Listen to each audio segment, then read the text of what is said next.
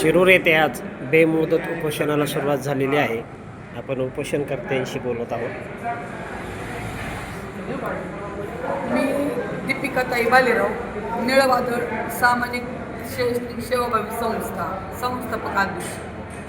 आज मी शिरूर तहसील कार्यालय येथे बेमुदत उपोषणासाठी बसलेले. त्यातील माझ्या विषय आहेत आपटी माझं गाव आपटी, तालुका शिरूर, जिल्हा पुणे येथील महारत्नातील गट क्रमांक 168, गट क्रमांक 169, गट क्रमांक 344 यांची जी खरेदी विक्री झालेली आहे ती पूर्णतः चुकीची आहे. आणि पुढील जे खरेदीदार आहेत माझी यातून तेच मागणी आहे की त्यांच्यावर ॲट्रॉसिटी अंतर्गत गुन्हे दाखल करण्यात यावे. ह्या खरेदी विक्री झालेल्या काही गोष्टी ते थोडक्यात सांगते. या खरेदी विक्रीमध्ये झालेली जी वंशावळ क्लेम नाही आहे. 1 वर्षापूर्वी 100 रुपयाच्या स्टॅम्पवर देवाणघेवाण झाली. 100 रुपयाचा स्टॅम्प हा फक्त 3 महिन्यासाठी आधारित असतो. 3 महिन्यानंतर त्याच्यावर व्यवहार पूर्णतः बाधा असते, तरीसुद्धा त्याच्या आधारे खरेदी खत झालेला आहे.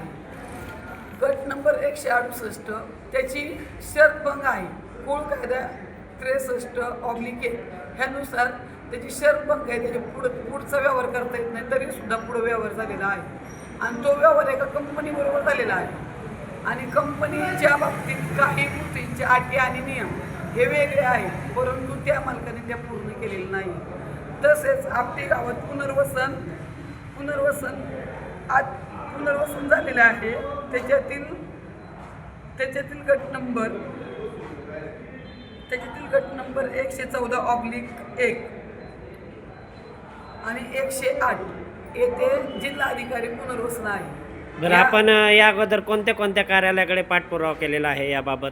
मी पूर्ण पाठपुरावा तहसीलमधूनच करते, कारण आपण जिल्हाधिकाऱ्याला जरी गेलो तरी आपल्याला तहसीलदाराकडेच यावं लागणार आहे.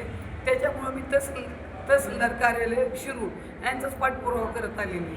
त्यांनी आपल्याला कसा प्रतिसाद दिला? काय मला त्यांचा प्रतिसाद म्हणजे मी ज्या कागदपत्रांची पूर्तता मागितली होती तेवढ्या कागदपत्रांची केली, त्याच आधारे मी बसलेली आहे.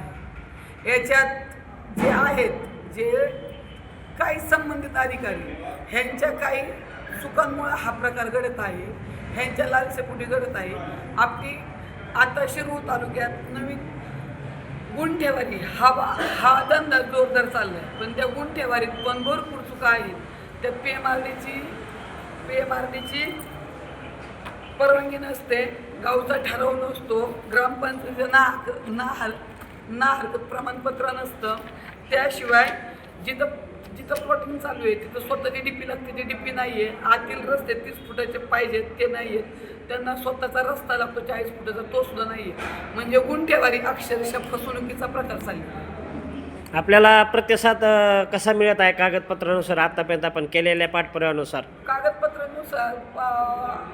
पाठपुरावा केल्यानंतर कागदपत्रात बरेचशी अपूर्तत्व आहे. आपल्याला अपेक्षा काय आहे शासनाकडून? शासनाकडनं एकच अपेक्षा आहे, जी काय कागदाची पूर्तता ते पूर्ण व्यवस्थित व्हावा. आणि जे चुकीची कामं झाले ते अधिकारी आणि संबंधित जे व्यक्ती ज्यांनी चुकीचे खरेदी मागले त्यांच्यावर 420 गुन्हे दाखल करावे. खूप छान प्रतिक्रिया दिली. आपली मागणी अगदी रास्त आहे असं समजू.